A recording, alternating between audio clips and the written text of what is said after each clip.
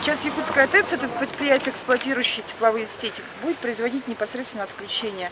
Это крайне вынужденная мера, поскольку Якутскэнерго рассматривает, в том числе производит совещания по потребителям, задолжникам, идет на встречу, составляет графики реструктуризации задолженности. То есть если потребитель полностью не оплачивает, приходится нам производить такие отключения.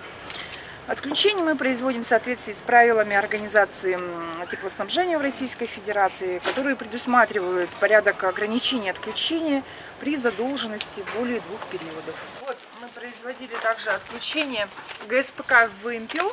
ГСК «Вымпел» располагается по улице Лермонтова. Задолженность порядка 1,5 миллиона рублей.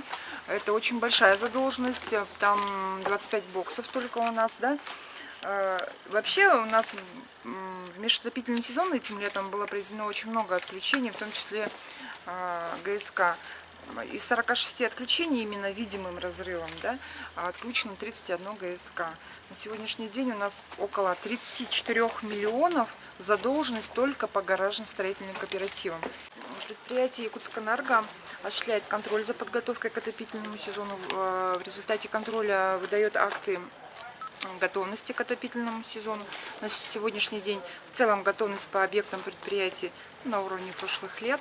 Порядка 70% жилых домов уже обследовано, около 40% уже выданы акты готовности. По остальным есть замечания, но они также считаются готовы к отопительному сезону, просто без оформления паспорта готовности.